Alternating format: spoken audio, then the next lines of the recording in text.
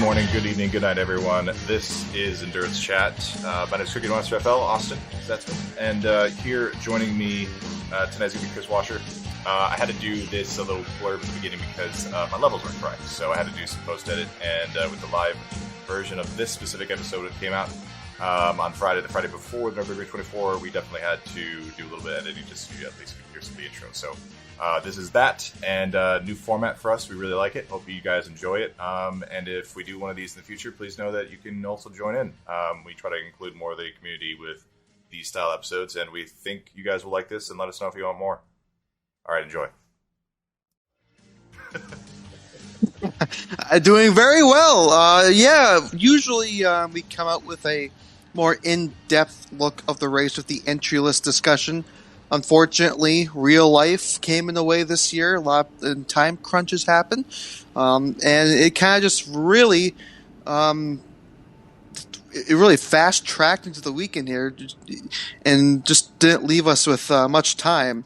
So what we decided is do a little live show, get the community involved, have it more fun instead of trying to cram down a 2.5 hour audio book of just us listing off German names and butchering them horribly. It's been a very exciting weekend so far, Cookie Monster FL. I don't know if you've been following the action recently, but we just got done about a couple hours ago with qualifying. We know what the grid's going to look like for the 24 Hours of Nurburgring, but there's a big story that's coming out this week, and that's the Manti Porsche. It was it didn't obey, I believe, some yellow flags during the qualifying session, and it got hit with a massive penalty that they're going to start all the way at the back end of Group 1. Yikes. And yeah, for those that don't know, there's kind of two groups of cars, essentially, that run at the start. And they're not, it's not like, some sports car, other sports car races. Three groups. Yes.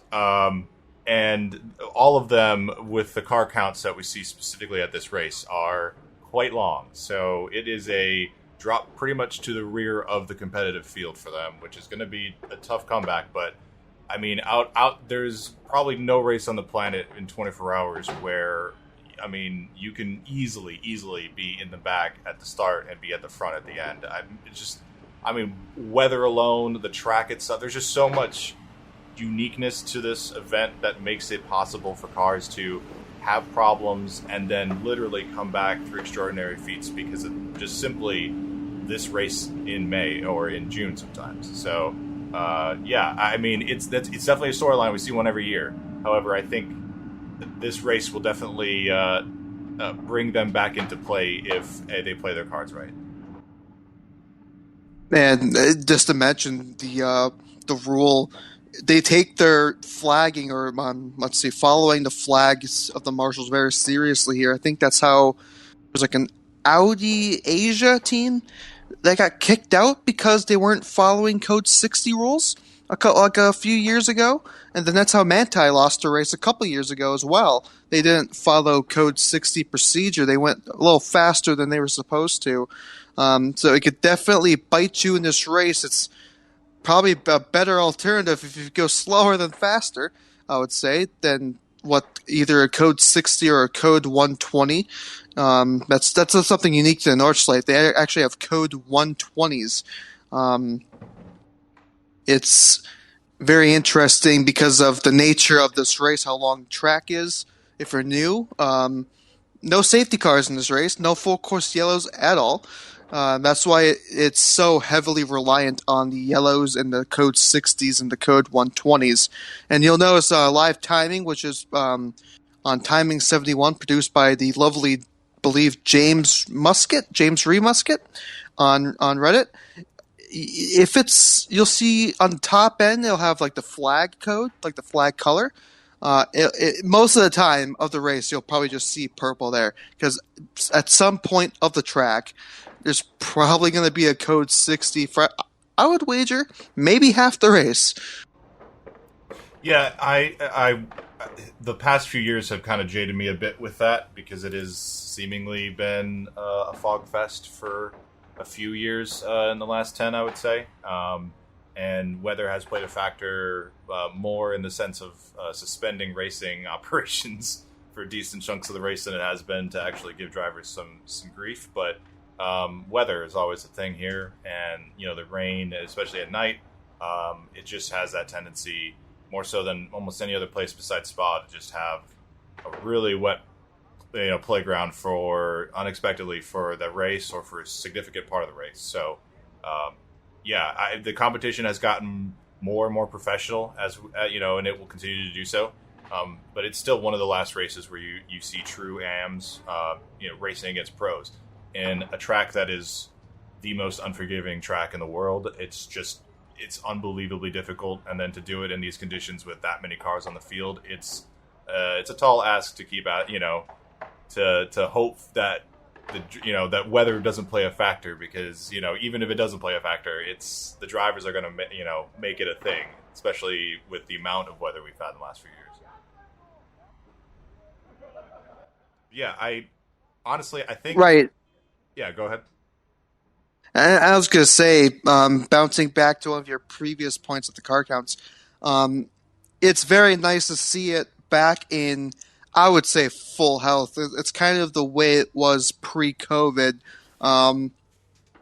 because we have, coming into the weekend, 137 cars. It was supposed to be 138, but unfortunately, another one of the big storylines, the Opel Manta, not with us, unfortunately, because I believe they had their FIA mandated battery.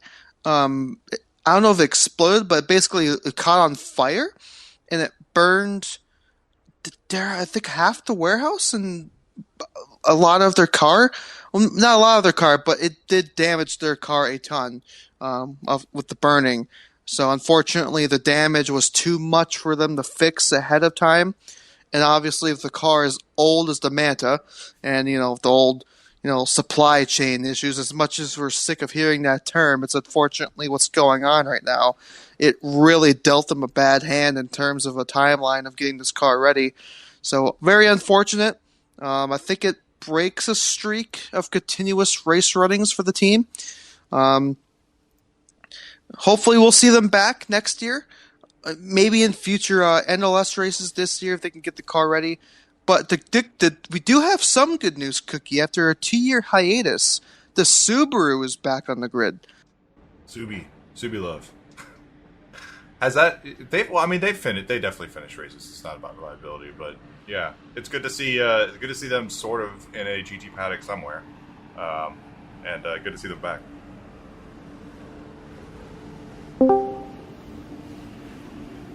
Now, I'm looking at the qualifying results here, because very complicated qualifying format. It's kind of useless to talk about now because it's all over and done with, basically. We had a top qualifying session with Q1 and Q2. And spots were reserved for Q2 by basically if you raced NLS or the ADAC qualifying races. I believe spots were reserved for you there, then the rest kind of were over the weekend. Over the actual race weekend this weekend, you were able to get spots into Q1, and then the top 4 people in Q1 moved on to Q2, and Q2 was the pole shootout. And what came on top of that pole shootout was, just the surprise of some people, the Octane 126 Ferrari. Interesting. Yeah, and that was, I think, the one that obviously stood out because it grabbed pole and all, but Ferrari is kind of making a slight resurgence with their a little bit better BOP this year for one reason or another potentially, but they've the driver lineup too is interesting as well, and they were able to definitely take advantage, I think, of the right time and put in a great lap. Definitely upset who I thought was going to grab pole, which is the Row Racing team. Just pick one of them. So a great lap by them. A very interesting car. It's an all Swiss lineup. We have Zodiac Air in the chat. He lives in Switzerland. He's a very proud of that fact. He's been cheering on for the team all weekend. And here's the thing, Cookie. This car, and I believe in qualifying race 2, it crashed. It was involved in the crash towards, I believe, the Tiergarten area, which was where, unfortunately, that was one where the marshal collapsed and unfortunately died on the scene. So it's an unfortunate fact about how the car came to be, because you saw pictures um, over the weekend of the car, introducing the new gold livery that they have. They usually have a black livery with a red stripe on the side of it, or running through the hood, the bonnet, and then the backside of it. It should be interesting because Octane 126 has not been known for finishing these 24-hour races. So hopefully, for Zodiac's sake in the chat, they can get a very good start and get clean air, and hopefully we can see, maybe we'll see an Italian car finish one of these things for once.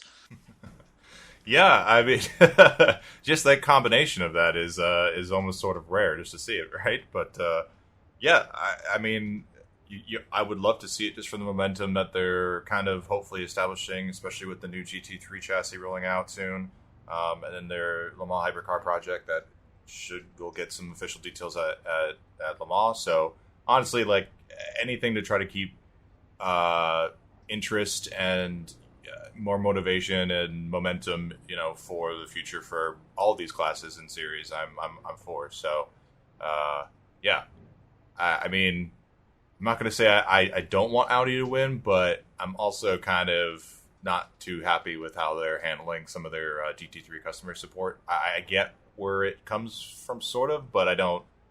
It's not from a sports car priority, so that's why I would definitely cheer for like a Ferrari class team or team that's operating Ferrari over someone right now that's driving an Audi. So, little personal biases in there. Get your Nurburgring 24-hour fill. Yeah, there's been some news that broke about the Audi situation. It does pertain to their GT3 program, so we're going to talk about it for a brief period. So we know Audi has intentions of racing Formula One. The Endurance Info just posted, I think it was about earlier this week, or if not a week ago, the budget for their planned Formula One program is $5 billion. And they're basically willing to kill everything in their path, motorsport-wise, to make it in Formula One. And it's been widely speculated. In fact, there was, I believe, that in an interview with one of the people there, the Audi GT3 program, because once again, for a reminder, they do not have a car, a new car planned after the homologation of their current one.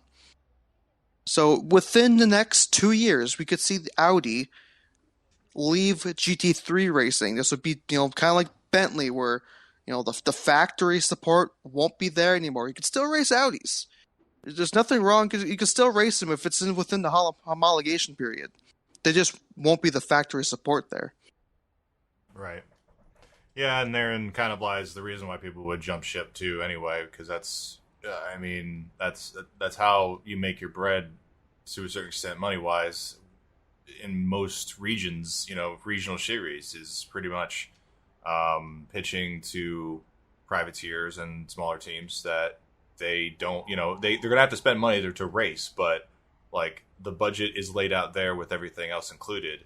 And Audi really just, at least for the North American market, there was definitely signs that they weren't really willing to do that going back to even 2017, 2018. So, I don't know if that's when all of this stuff started happening. I know they've had some changes in their management, but I don't think it's a could. I think it's a will at this point. It certainly, even if that's even remotely close that they're willing to spend that much total on the program, it's however long they have budgeted for. Like that's a crazy amount of money. So yeah, I like that doesn't surprise me at all, and I wouldn't be shocked if in 2024 we don't see an Audi, or we maybe see one, but it's a privateer or in the back.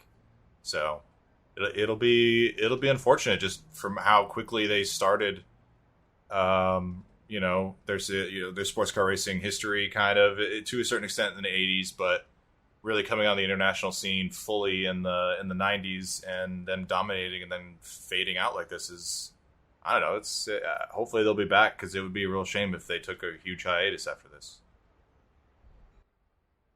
Agreed. And, to bring on after this, to talk about more about qualifying specifically, he mentioned he had some points he wanted to share. His endurance chat debut. Please welcome Johan from the Discord. Hello. Yeah, I was going to say that after seeing some of the practice times for the BMW M4, that I originally thought, after seeing how many of them were near the front, or at least potentially monopolizing the podium first, second, and third, how good of a chance BMW stands in this race, in the Nurburgring 24 hours, because I mean, from the practice times, it seems like they are the favorite, although, as we've seen, sometimes they can get topped in pretty interesting ways. So I just want to know what your thoughts are on how BMW's chances are with completely crazy weather aside, or stuff like that. So Yeah, I think from what we saw during the NLS races, although it's a very short, what am I trying to say? It's very short compared to the 24-hour race. The races are. I think the BMWs have good race pace. We saw that with the second NLS race, where they had a pretty good foothold. They won the first ADAC qualifying race. I think they were going to win the second one. Then they got penalized, and that led to a Mercedes win. It's also to note that during the first three qualifying sessions, sometimes looks can be deceiving when it comes to that, because you'll have all 130 something cars able to run at the same time. So when that happens, chances are you might only be able to get one pure clean lap out of those entire sessions, because of the constant yellows and code 60s. So right. And by the time you get into a second or third lap, you're going to catch up to the 15-year-old BMWs that are going at 50 miles an hour, which will slow you down anyway. Which yeah. And the longest session of the weekend was a 3-hour night practice. I'll just call it night practice for the sake of it, or Q2, the session is officially called. When you're running at night, all you're focused, at least in my puny brain, you're focused on getting your drivers the nighttime laps, as I think that's probably a requirement. You have to get a certain amount of nighttime laps under your belt, otherwise you can't race in the night, sort of like any other endurance race. So at that point, let's see, you have a hour and a half Q1, then we had a 1 hour Q3 today. So that's 2.5 hours is all you got to put on a very, very good time. And I saw in Q3 today, that's where we saw most of the changes in the order came in. Falcon moving up a bit, Talk Sport, Get Speed, I believe, was second at the time at the check-it of Q3. So it's a very, very interesting. And also noted, as we're talking about qualifying, Maro Engel on the German stream teared this format a new one, because he said, the format's too confusing for viewers, which I completely agree. I was gonna say, actually, that we were watching the stream earlier today, and the guy that was explaining it only made us more confused, actually. That tends to also happen with this. I want to point out too, with the point of the pace of the BMWs. I think to a certain extent too, we haven't really fully seen them on full. I mean, we have with some of the prelim races that came in a couple months previous, but from their start essentially in January with their first professional race with this, they've come in incredibly a long way. I mean, there was so much, not pessimism, but just pretty honest and harsh judgment of where that program was to start the year. I mean, one of the pro GT3 cars had the rear latches off the deck of the rear hood or it's not the hood, the trunk kind of thing. The thing like fell off the back.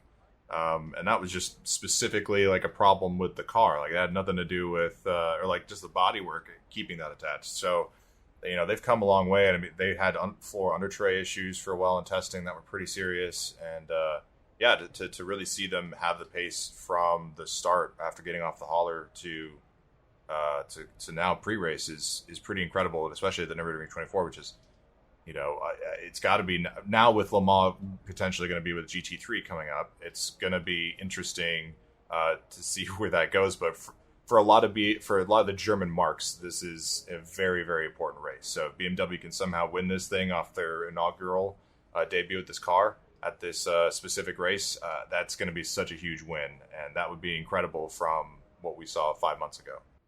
Or 4 months ago. Yeah, absolutely. It is basically the we beat you haha race. That's kind of what it's like, as you kind of mentioned. Oh, for sure. Yeah. I mean, almost every major German manufacturer is racing in this all the time. Unfortunately, Audi will probably not, but there's definitely a lot of pride that comes into this. So we'll definitely see. I don't think that Ferrari is going to be at the front at the end of the race, but I think one of the rows will for sure. It's unless there's a huge problem and they have actual mechanical problems or difficulties, but we'll see. My whole thing will be whether or not how Porsche kind of bounced back from this, because they've had some spurts, but I mean they really haven't had that authority presence that I've seen from them in previous years. Ain't that right? So we want to thank. Yep, I'm always right. We want to thank Johan for coming on to the show. Thank you very much for your participation. Very nice having you on. I hope you enjoyed your time. Yeah, thanks for Of course, thank you very much. Thanks very much for having me. Yeah, thanks for coming on. So we've been talking about the Ferrari. Octane 126, obviously grabbing pole. We kind of neglected the other Italian car that's in the top three. Conrad got third place in the top qualifying session with Jordan Pepper behind the wheel. So this begs us. This makes me ask the obligatory question: when does Conrad get the puncture? It always happens. When Jordan Pepper takes over, like at some point in the evening. That's what I'll say. Because I just think that they just have such bad luck, and I think Jordan Pepper's a fantastic driver too, and obviously he almost snatched pole too, it's not snatched pole, but third place I think. And it was incredible. Like I really want Lambo to do well here, but they have a debt to pay with some god, in that Green Hell Mountains that they still need to pay, because they just have, like you said, when's the puncture going to happen? When's the thing that messes their race up going to happen this year? So if they can just hold out and not have problems, we all say every year, but they will have it again. So, well, as my memory serves, they haven't gotten too lucky with that recently this year. I believe they're still getting their punctures. So I mean, they're serving their dues for having a non-German car at the Nurburgring. It always happens, except that one time a Ferrari, I believe it was a Ferrari, actually won a NLS race. Might have been Wackenspiegel a couple of years back. One of the rare moments to see at the ring. You don't normally see a non-German manufacturer taking the checkers. We want to introduce you another person from the Discord. We have an Audi that's in second, and there's a person on there that many people don't know about it. Maybe you can shed more light on it. Welcome, Melterd, from the Discord to the Endurance Chat podcast. Hello. Good evening, everyone. So pretty big names usually in the qualifying. We've had obviously Jordan Pepper and Conrad in the top three. Luka Ludwig was a pretty good surprise, but Kuba Kubasiak was the second highest placed Audi driver, and I don't think many people know who he is, but I believe he's a regular at the Nordschleife, and he's like one of those Nordschleife specialists that not many people know about, and it was very interesting to see him do that well, considering like top tier drivers like Dries Van Thor, Ricardo Fer couldn't even make it to top qualifying too. So yeah, very good surprise, and I'm hoping we'll see more of him tomorrow and Sunday. Absolutely. I also had, oh, wait, No, go for it. yep. I was also wanted to mention that the BMW junior team has been absolutely stellar. It's a three driver team made of Neil Verhagen, Daniel Harper, and Max Hesse. All three drivers have completely different backgrounds, but something that has to be highlighted is that only Verhagen has an open wheels background, because both Hesse and Harper went straight from karting to like actual cars, like not open wheels, but like closed up cars. Gotcha. And the BMW junior team was responsible. I don't think it was both, but at least they're responsible for one of those wins that the Nordschleife had this year. Correct. That would be correct. They've been in the mix for the win of every single NLS outing, but I think LNS3 was won by Rover, but it wasn't without the junior team giving them a run for their money, and it's just incredible. It's just incredible what they can do, considering their oldest driver is only 21 years old. And that's why you chose the BMW junior team as your main class FWEC pick. For those watching along live or listening along, we have a fantasy competition ran by NW Clarkson.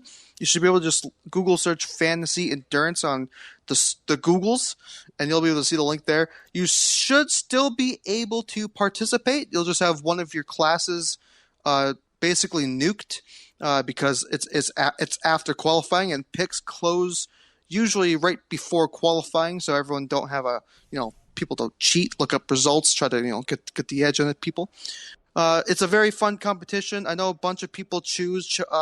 At least you and believe Pentanix chose the BMW junior team as sort of a underdog, so to speak, because obviously there's so much talent in this grid that's not normally there for let's say NLS or the ADAC qualifying races.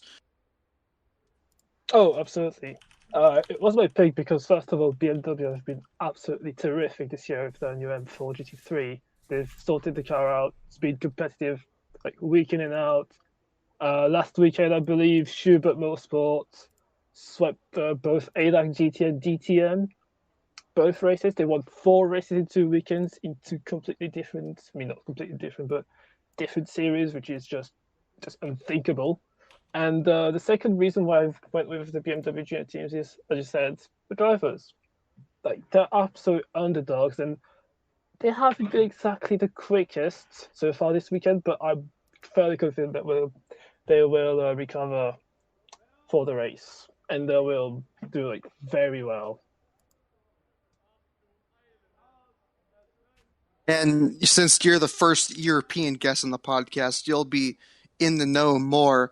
We have had talk of some Germans in the chat room in not this podcast, but on the race channels on the Discord over the past few days, and been talking about rain on Sunday. I've heard as anything as like a 30% chance all the way to an 85% chance.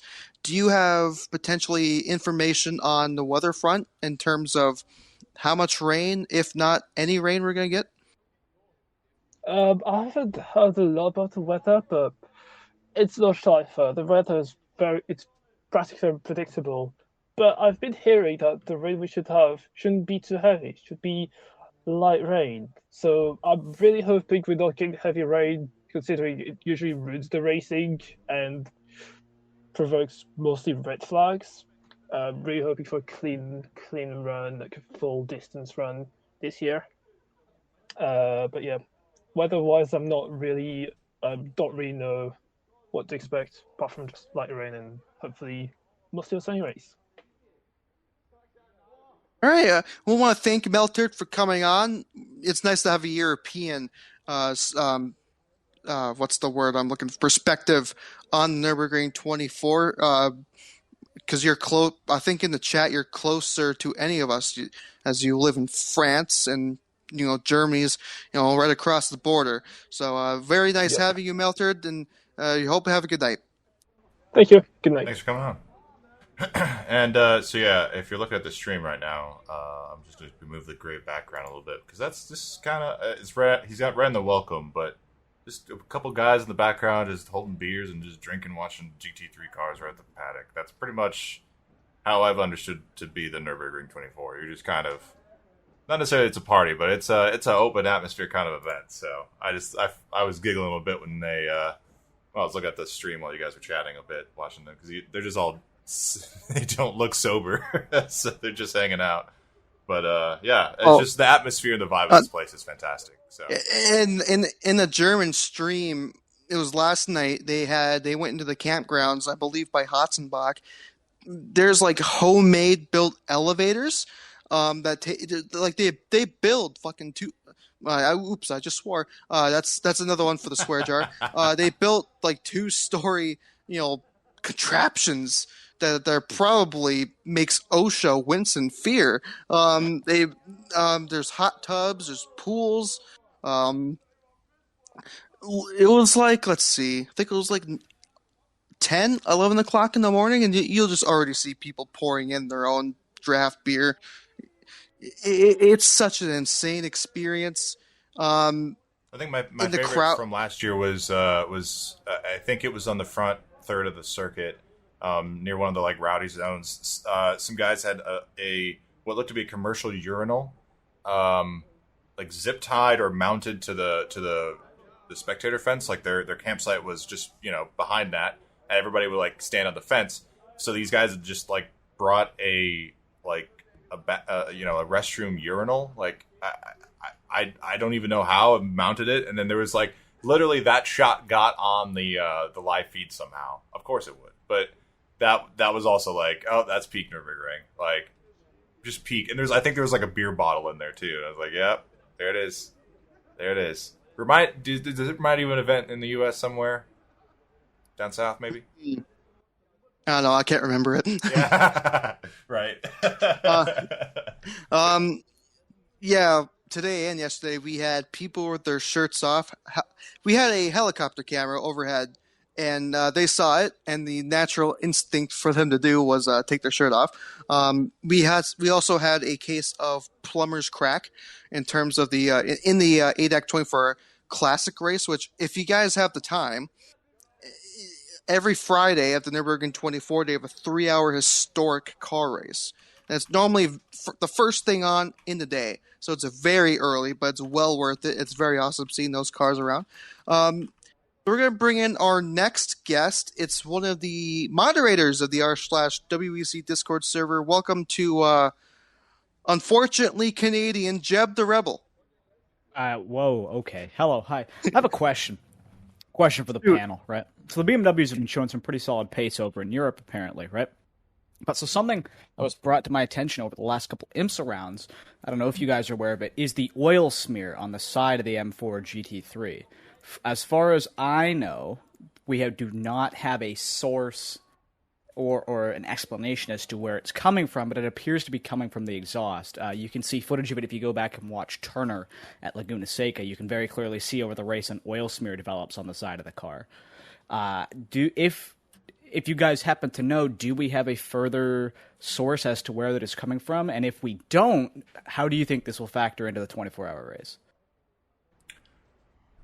I don't think anybody knows the source of that yet. I don't think I've seen anything. Okay. Besides, I think MP and GG maybe have talked about it in their podcast discussion. I don't know, but I mean, we had talked about it before we started going live here with this live podcast that just calling into question a little bit with the BMW's reliability. I mean, I know that they've done a bunch of testing and the car is clearly performing way better than it did before, but I think a lot of that was just hampered with lack of true testing and sorting out a lot of their just basic issues is why they couldn't do anything in January, really. So, I think I asked Kris too. I don't know of the last 24-hour race that they've, or if any, that they've done, without problems, basically running at speed and, finishing on a lead lap or a lap down, something like that. I don't know if they have done anything. So, yeah, I think that could be a potential issue, but yeah, I mean, in terms of potential causes, I mean, Zodiac mentioned fuel differences. It could be additives, or it could be something else. But that usually, I think that they would have sorted that out. I mean, if you have oil coming out of because it's coming out of the exhaust, so or somewhere around there. So I've got to think that shouldn't be happening, even if it is additives. So, but the last part about that is it terminal? It could be, or they have an ability to top off some part of the car with fuel with oil during a stop or something. So it could hamper them for sure. I believe they do. From what I was told, I believe they do have a charge method of putting more oil in it. It's more just kind of how sustainable it is over an endurance race, given that we haven't seen its kind of proper 24-hour potential, because I believe Turner DNF'd at the Rolex, I think, right? Or am I not remembering correctly? I thought maybe... No, I think they were running... I know one of the BMWs did, and one of the pro ones, at least was I think that's what I was thinking of. Yeah, both pro cars had problems, but I mean, Turner, I think, was doing all right for most of that race. Now I'm failing to remember the GTD finish, but I mean, the case stands that we really just haven't seen them run a full 24 hours. They've been in Creventic, but I think those haven't been the full 24 hours. Those have been 12-hour kind of breaks and stuff. Not to say that that's any better, but we haven't really seen a test like this before. Yeah, we've really only seen the successes for the M4. Obviously, it won Long Beach with Paul Miller. It won Italian GT, actually swept DTM and ADAC GT just this last weekend. We don't really have a very good case study for its long-term success yet. It won a ADAC 24 qualifying race. That's 6 hours. So that's 6 hours of sustained running. It also won the 12 hours in Mugello. But that was split into 2 parts. So once again, it was also only 6.5 hours of sustained running. So it's going to be interesting to see if we are going to have to deal with the new car tax, as they like to call it. If BMW does it very well, no competition at all, sweeps the race with the broom and calls it a day, or it's going to run into those pesky reliability issues that they're going to have to try to figure out. I think what I'm trying to say is basically that I just want it to actually finish this race. Basically, what I'm saying is if it's going to DNF, I want it to be because it broke down. I don't want it to DNF because it gets taken out or anything like that, or something dumb. I want it because if it DNFs because of a mechanical, then they'll at least know or will know there's a weak point, right? Whereas if they just get taken out, then the weak point is the driver of the other car. That's pretty much it. So I either hope, even if they finish this race and they're just terribly slow, I want to see that just because I think it'll be interesting, because then we'll actually have a proper judgment of we know the BMW is fast in the short, in the short run. We need to figure out how fast it is in the long run, because that'll also help with BOP and stuff like that, the magic word. Because then, if the car's fast in a short run, but it's really slow in an endurance race, then that's kind of the offset, is they're fast initially and they're slow in the long term. Yeah, I think it'll be interesting regardless. No, basically, as long as all of the BMWs don't get taken out, it'll be a good race.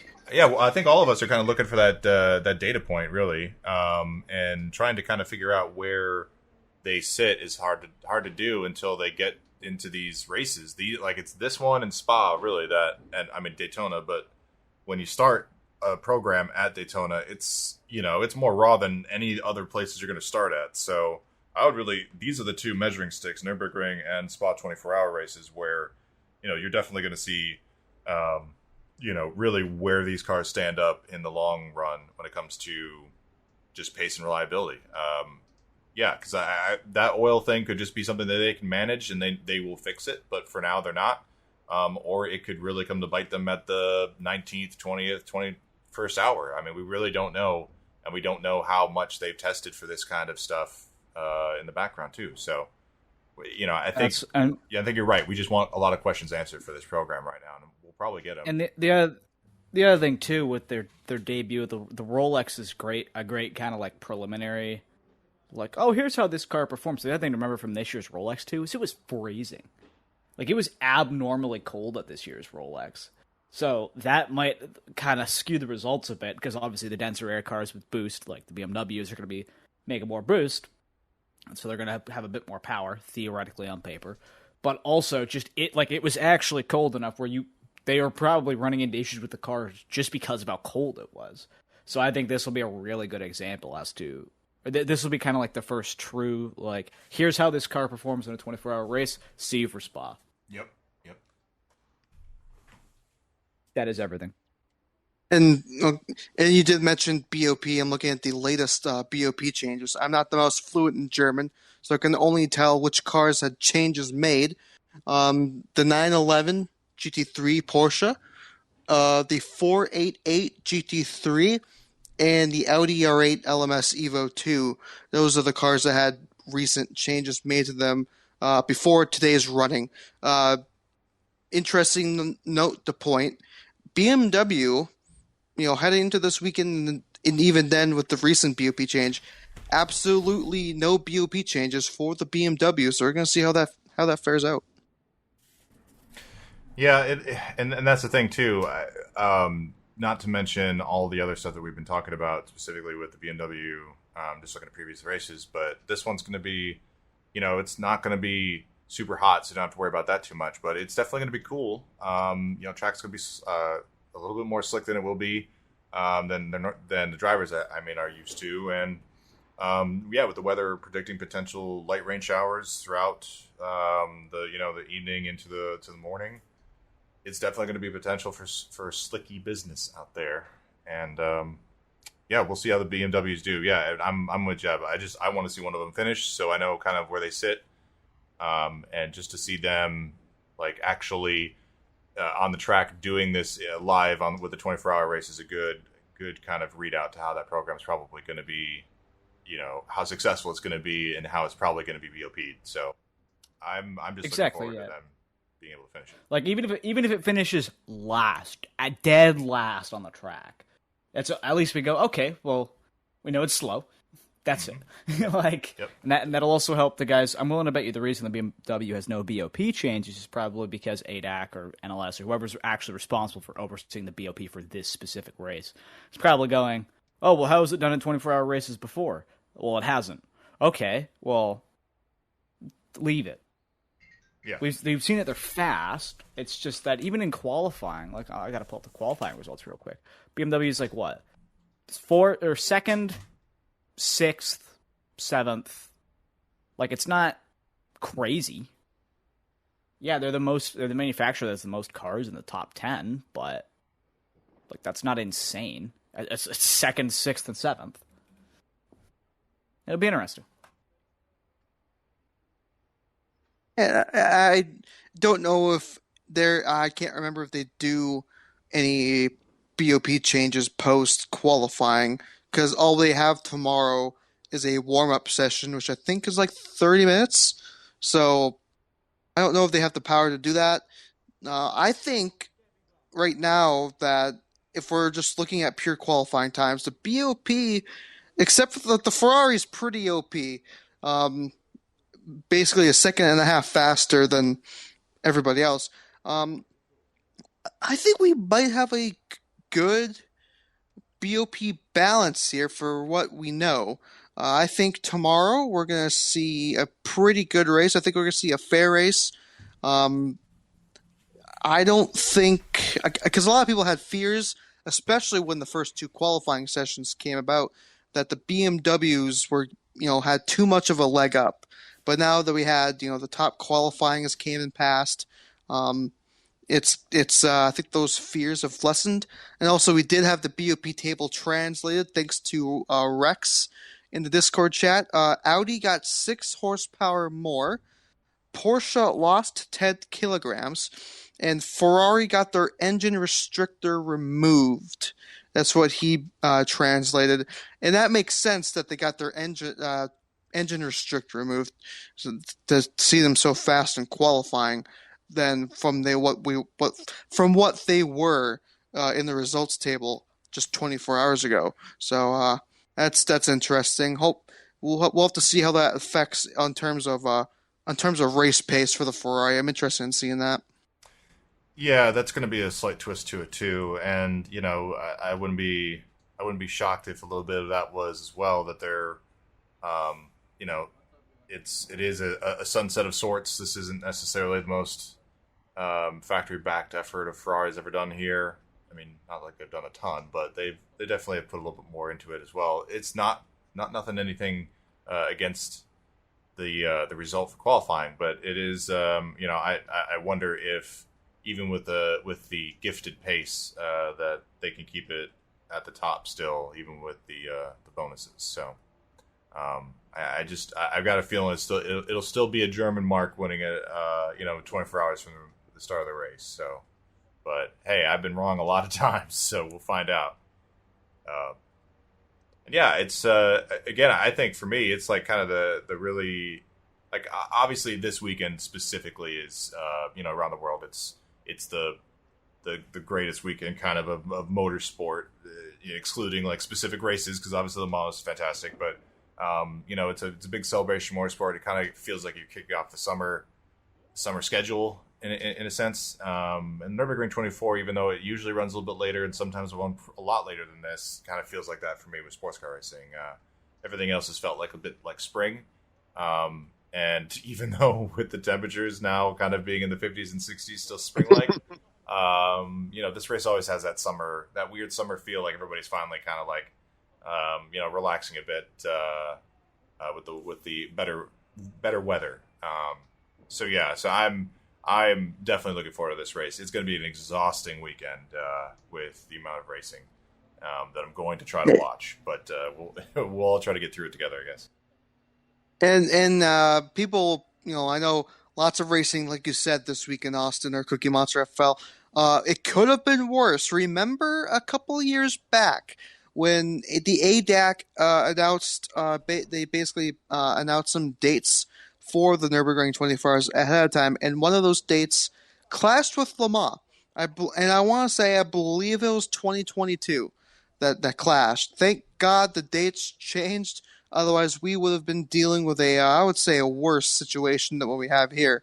The dates for 2025, those clash as of right now, so hopefully that gets fixed. So hopefully we'll avoid that catastrophe. But yeah, I mean, let's take a look at what's going on sports car racing-wise even this weekend. We have British GT, which I believe we have a member of our Discord server attending. We also have Super GT from Suzuka, then obviously the Nürburgring 24 hours. And just imagine, after Nürburgring, let's take a look at next week. Next week is also kind of stacked. You got IMSA at Detroit. You got the Circuit Power Card 1,000 kilometers, which is one of the SRO's kind of blue Ray-Ban events that isn't the Spa 24. And that runs into the night at Paul Ricard. And it doesn't use the backstretch chicane, so that gets points in my book. Then also, you got the 24 hours of Fuji next weekend that just got announced for the first time. English language commentary for the, I believe, first 2.5 and the last 2.5 hours of the race. And then you'll have the 24 hours of Spa with the motorbikes. That's going to be interesting. But back to Nürburgring, tomorrow, it's a very early start to the day.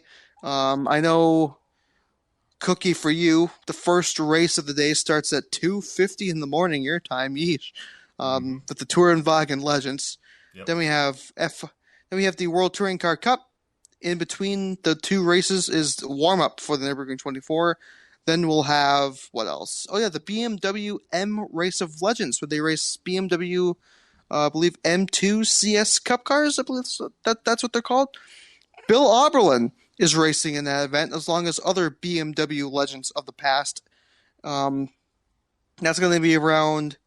I'm sorry for European viewers. I can only think U.S. time. It's going to be around 8:30 Eastern U.S. time. So that should be very fun to watch. That's only the Touring Legends race and the BMW race are only going to be on the Grand Prix track. Which I would presume because they don't have the car counts to make the races as interesting. Right. And so that's going to be awesome. And then was it 1600 local time, and then 9 a.m. Eastern or 10 a.m. Eastern. One of those dates, one of those times is going to be the race start in the United States. Very interesting race. We forgot to mention one WEC team had some problems. The Glickenhaus. They were in top qualifying 1.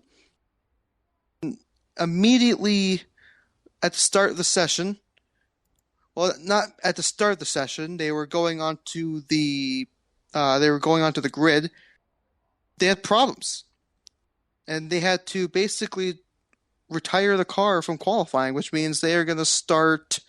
Trying to look through this results page here. As of right now, they're going to start in definitely not top 30. Below top 30. Right now, I have on the stream the 35th, according to what I have here. That's what the results say.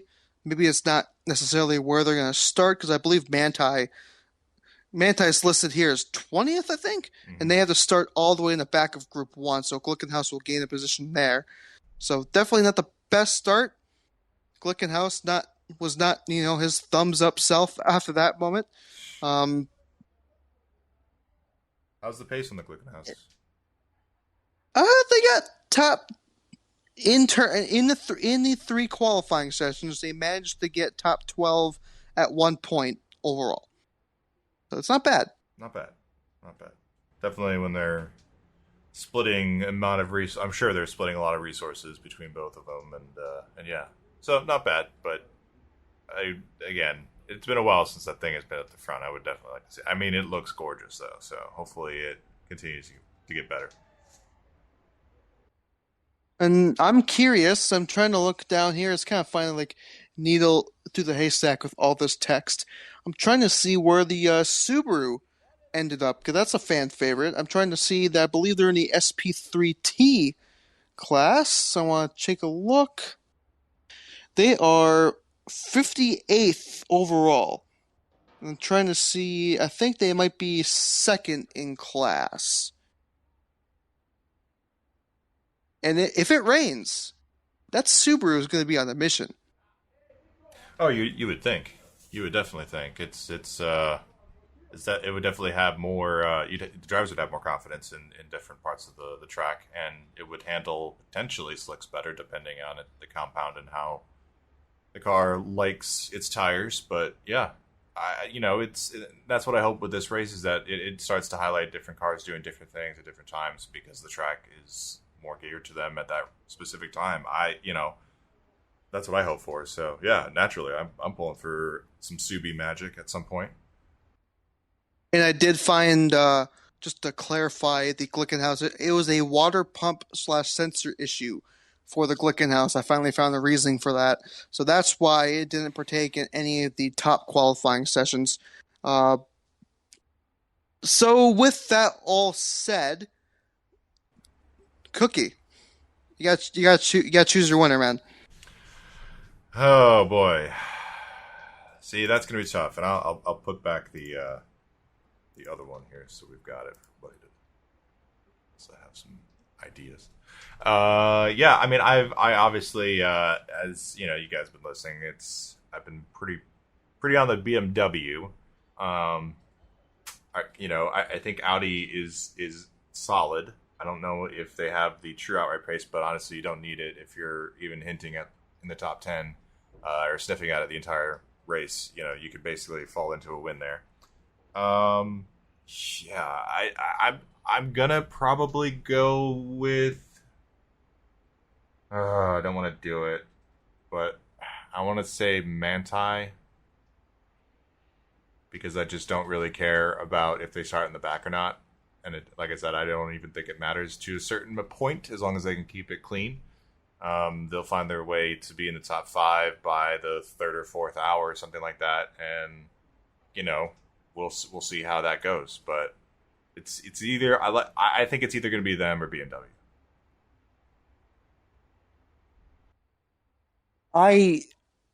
For selfish reasons, I do want to pick the Manti as well. They're my FWAC pick, my fantasy pick. I do think the BMWs, if basically everything goes to plan, if what we see from before the ADA qualifying race where they won, NLS3 where they won, basically if they have that type of pace and have no problems, then they should have absolutely no problem being up there at the end. It's also interesting to see how the strategies play out because we did have so much interruption in this race the past few years. And with the potential of what Melter did say rain on the Sunday, and with rain, that humidity does come with rain. I don't know. I'm not a huge, meteorology expert, but I do know if there's humidity, there's a chance for fog, and that's why we were under the red last year because of the huge amounts of fog that just clouded up the entire track. So our team's going to plan for that with the interruptions because that's what actually caught Lars Kern.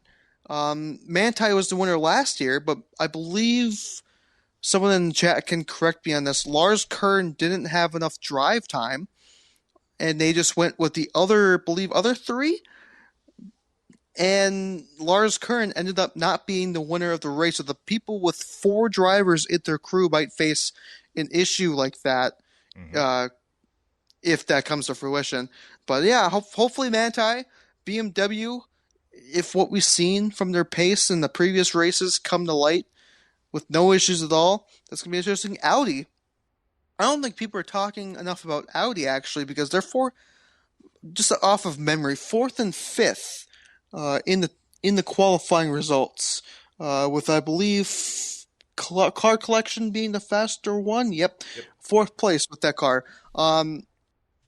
They might be the manufacturer that slips up from underneath all the all the favorites.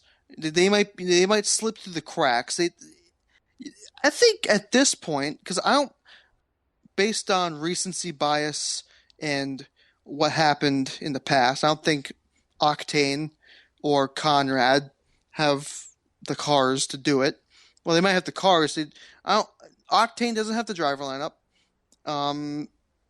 Conrad's just going to have a puncture. It's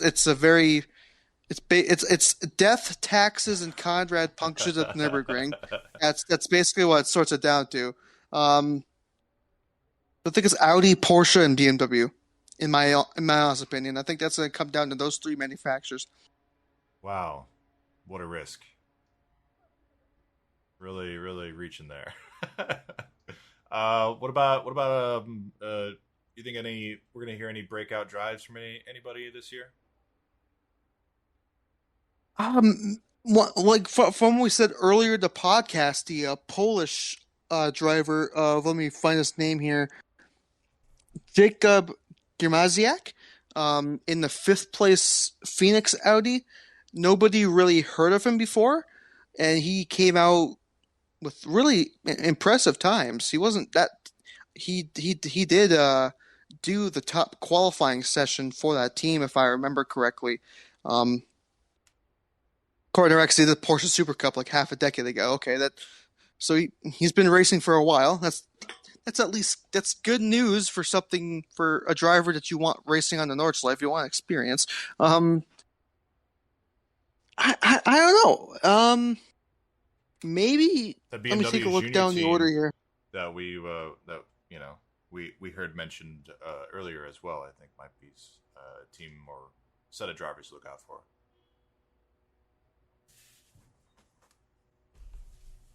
Yeah, maybe. I think I think BMW. It might be Rover. I think Rover Racing is going to be the team to do it. Honestly, um, if a BMW team were to win this, I think it's going to be Rover. Um, they've been so fast in qualifying this weekend, and they won. I believe they won NLS 3. Now without a fight from the BMW Junior team, of course, but I think the BMW Junior team, if they have a very good competitive car, will be up there. I just think Rover is going to be the winning BMW if BMW does win this race. We have a question from the randomist. Are we going to see a Wonder Drive from an SPX KTM, which is Cup X KTM? They have the GT. It's a GTXs, which is basically the GT2s, but I believe just with more power. Mm-hmm. Or like we did in NLS 3 until they had issues, because NLS 3, the GTXs, KTMs were pretty much on par with GT3 pace until they had issues. I don't think so, based on the fact that none of them made it out of Q1. We did see a GTX be sort of competitive in Q1. They might have gotten top 10 in that session, but I don't think overall they're going to be 2, and I think they're going to stay. They might play a factor in the lower end of the GT3 class, but in terms of what we saw in LS3, I do not think we're going to get that same situation where they're like in the top 5. Man, I'm Team Chaos, so that bums me. Yeah, it's it really is a shame.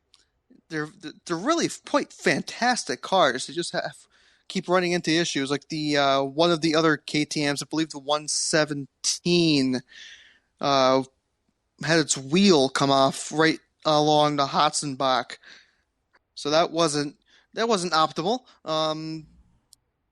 So Cup X, I believe, has 3 GTXs, and then they have a GT. I don't think they have a GT4, do they? But it's 3 GTXs and some other KTM that's not a GT2. So that's going to be interesting. Yep, okay, it's 3 GTXs and 1 GT4. I was right the first time. Zodiac Air, who we mentioned before, earlier in the episode. Best lineups from each manufacturer? What do you think about that, Cookie? Yeah, it's a good exercise here. I would definitely say with the BMWs, it's really hard to go against the 99, at least on paper. That's just fantastic. Ferrari, obviously, I think that.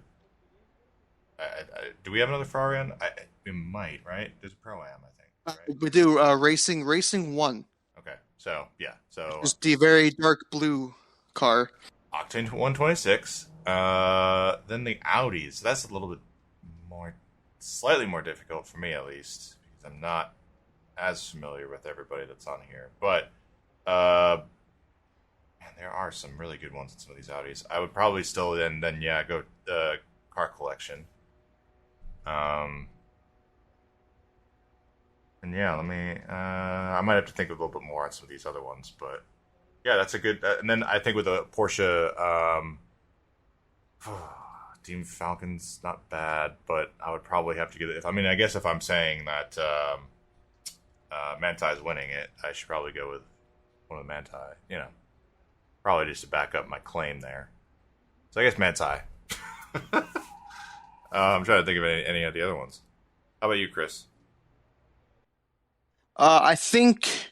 Let me just look at the Talk Sport car, because the Talk Sport car was very fast. Although I believe this is their second or third race with the car, but they're fast enough that got them into, I believe, Q2. That's a very impressive lineup. That's it's, and then you have Dynamic, which they're actually good. Yeah, Engelhardt. You have Case. Yeah, Matteo Caroli. Yeah, jeez. Okay, that's pretty good. And you have KCMG in the mix somewhere. is Q2. I should pull up Q1. See where some of the other people are at. But yes. Yeah, that's where with our previous 2-hour long episodes, even though this is pushing hour 7 already, but no, we won't get to that point. We would kind of do some breakdowns. It would definitely be kind of terrible and hilarious at the same time for the majority of it. But the parts that I definitely enjoyed were just kind of like putting more pieces together with some of the teams, especially the driver lineups, and just to kind of go over some of those, and then to see how that works in play in the race is, rather interesting, because there are these preconceptions with how they are racing in other series or with different drivers, that kind of thing, and just to see how they work with not necessarily a new team, but just new people behind the scenes and different drivers. I find that interesting. It definitely it definitely does a decent job of weeding out a certain amount of talent, or at least drawing comparisons between success in other series versus success at here. So I think that part I definitely do enjoy, even though I couldn't really pronounce half of the names anymore. I still can't. I can definitely give it a shot, though, but it would come off as being really terrible. Not appropriate. Like I'm trying to do like a German pronunciation for some name and just butcher it terribly. So, and you'll unmistakably cause World War III. Right, exactly. That's my greatest fear. That's why I can't sleep at night. I think I'm gonna go for Porsche. I'm gonna go with TalkSport because I don't know. It's a 3-driver lineup with Julian Andlauer, Matt Campbell, Matteo Giamone. Very impressive drivers. I don't know. I like Manti. It's kind of like the old guard, with Christensen, Estra, Makovecki, Vantor, or the older guard. Then TalkSport's the Gillette Young Guns. If you're a NASCAR fan, you'll know that reference. I was very torn. That's why I kind of just waited for you to, but let you do your thing. I was kind of contemplating, which Porsche. It was very hard. I think TalkSport is going to be the better of the two, the best of the Porsches. Mercedes, that's going to be. I think it's going to be the 4. I think Jules Gounon is absolutely a menace. He won the Bathurst 12-hour. Now, albeit that was only with 14 other GT3s in the grid, but that's still a 12-hour race victory. Also very impressive in British GT holding off the Balf Motorsport car. And he's just very good in general, and Get Speed has been pretty fast all weekend, especially with Engel putting the car, I believe, second overall in terms of the 3 qualifying sessions. Audi, this is tough because there's almost like, I don't want to say like a weak link, but it's like, because you have the 5, which Feller and Kelvin Vanderlyn, both really good drivers. Then you have Frank Stippler, which, I'm going to be honest, what has he really done over the past couple of years? And then you have Vincent Kolb, which I believe he might have been racing the car collection cars last year, or the past couple of years, which I don't think they fared too well in the order. We're going to completely leave the twin Busch car out of it. That's not going to go anywhere. The 15 has also Kelvin Vanderlyn. He's doing a double. Dries Vanthoor, Frederick Vervies. Ooh, that's a strong lineup. That's the Team Phoenix car, the bright blue one. The 16 car has the Polish guy we talked about earlier with Kim, Louis Schramm, Michel Beretta, and Marcus Winkelhock. And then you have, 22, Christopher Haas, Nico Mueller, Patrick Niederhaus. Oof. Yeah, that's why I want the 22. Then you have the other car collection cars. I know the 15's really is stacked too, but yeah, I'm gonna have to go with 15. Yeah, because Robin, we should have a soundbite for stacked, but it definitely is warranted for that lineup for sure. I'm still sticking with 22, but that's a nasty lineup, man. Now, BMW, because obviously they've been the talk of the weekend before coming in on Thursday. Strongest lineup for that manufacturer, I think I'm going to go with. I think I'm going to go with it's going to be one of the Rover cars. I think it's going to be the 98. Ooh, okay. Okay. Nicky Katzberg races the GT3s. He has experience. John Edwards, American guy. He race for the Ray Hall Letterman in the States. Yeah. Then you have Sheldon Vanderlyn and Marco Wittmann, which is their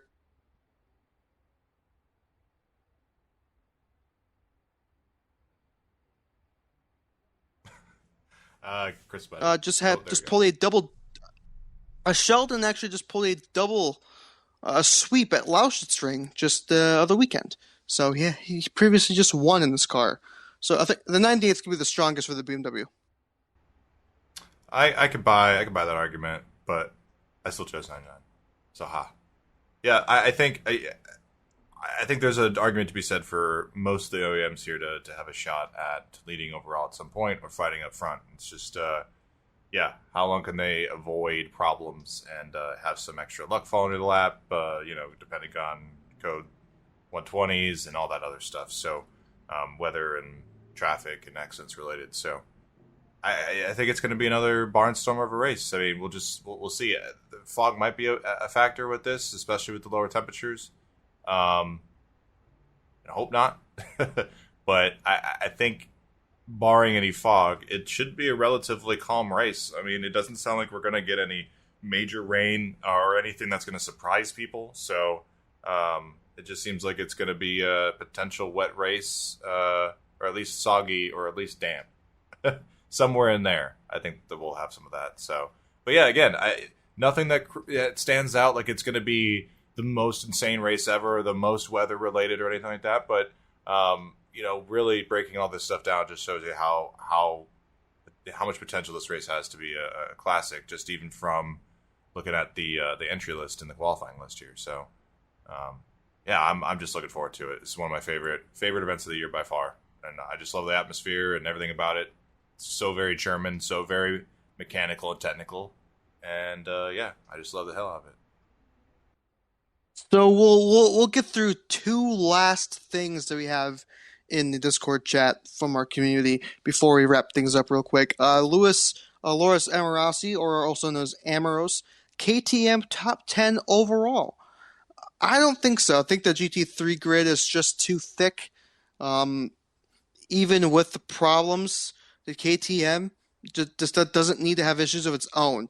And we've seen that even as short as the 4-hour races for NLS, even though it was as quick as the GT3s at some parts, or at some GT3 pace, it still had issues. So they need to get hold of their own issues before they can even think about challenging.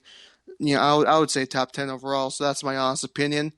Cookie, what about you? Do you think KTM could crack top 10? No, honest opinion, they can't. I don't think they will, but I would love it if they do. I'm Team Chaos, man. And then anything to promote chaos is that's what I'm for. So let's bring the KTMs up to the front for some reason. Let's just pull out a weird rule and make them a lap ahead or something like that. I don't mind doing that. Let's go. And we'll end the show off with an international incident.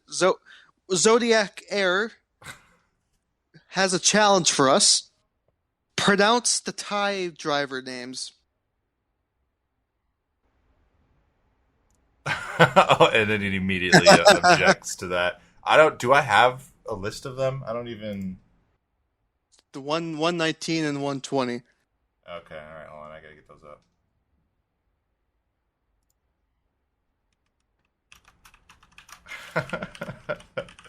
All right, so while I'm doing that, just want to say, I think for the race tomorrow, my intention is to try to have something similar to this, at least for what has been streamed. We'll leave this up on the YouTube channel. I'm going to try to just put this up as a generic random little episode before in a next couple hours after we're done with this. But I'm going to try to do something similar tomorrow with the live stream. We did this at Le Mans. I'll try to kind of tinker with it a bit before, but honestly, it's just kind of an extra background screen. I'm in IT, so I have like 5-6 screens for this, depending on how I want to set this up for tomorrow. So this is just going to be an extra thing for potential for some live timing and just the voice channel chat. We'll have that as basically audio, and then we'll have some channels and those specific chats. So it's just an extra hub of some listening. If you want to just, I don't know, if you wanted to listen to random people be idiots for 24 hours on the voice chats, you could do that. But it's just an extra info screen if you want to have that up with your system or setup. So it helps me out because then I don't have to bring a computer and listen on everything with a computer. I could just play it on a YouTube live stream. So I think we'll do that service as well. If you guys are interested in that, just check the YouTube channel out. We'll have links and all that everywhere. So, but wanted to mention that. And I think we're going to take the easy out that Zodiac Air has given us. Well, I don't feel like offending an entire nation today. No, that wasn't in my itinerary for doing this podcast when we first started. So we'll leave it at that. Checklist for tomorrow. We mentioned all the support races and all the things that's happening before the race. Live timing will be on timing 71. There will be a live ticker on the official website, the ADAC 24 website. I believe it's in German, though. You might have to go on the German site, and if you have Google Translate, it should automatically translate the page for you, so it shouldn't be an issue. And that helps you.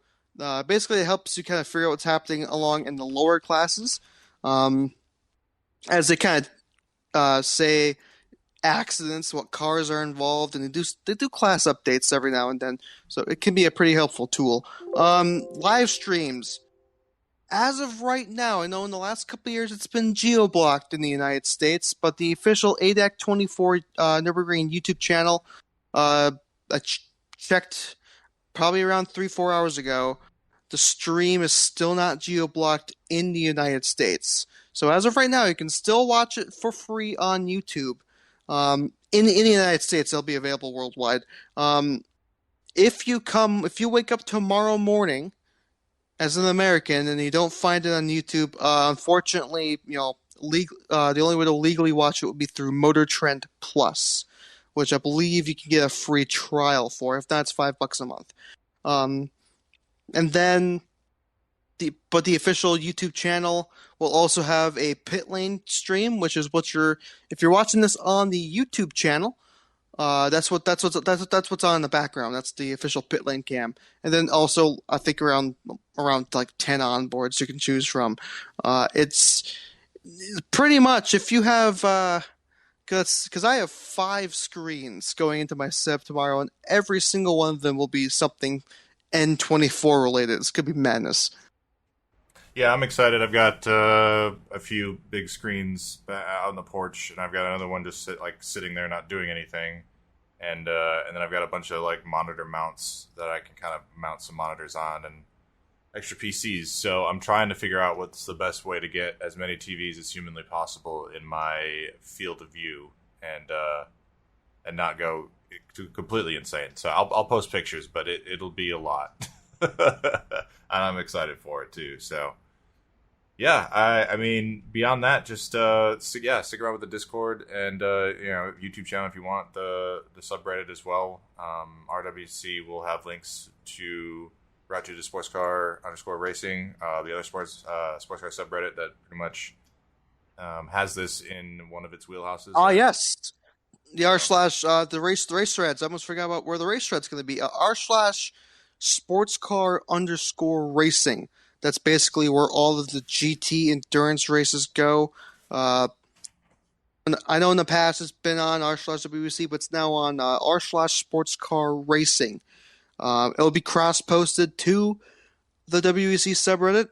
I'll lock the comments on there because every time I cross-post a race from that sub, people just comment on the r/WEC cross-post. I'm like, come on, man. So r/sportscar racing, once again, that's going to be where the race thread is going to be held.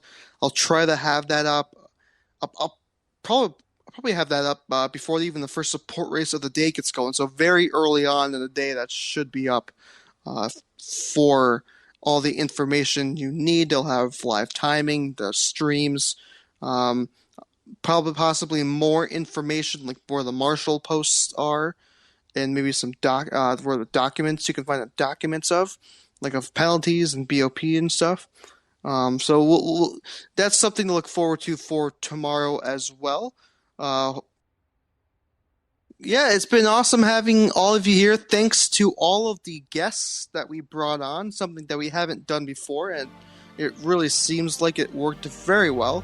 Le Mans is a little bit more hectic with the pre-show, so we probably won't be able to do it for Le Mans, but maybe in the future for other. If we do a Nurburgring live special again, maybe we can have it as a reoccurring theme of the show. That'd be pretty nice to have something people of the community can be more involved in. But as of right now, we're gonna kind of leave you guys on. Get you guys, go to bed early, get as much sleep as you can, because you got 24 hours to stay up for tomorrow. So with that being said, me and Cookie bid all of you a farewell and kazoo. Have a good night, guys. Gazoo! Ooh.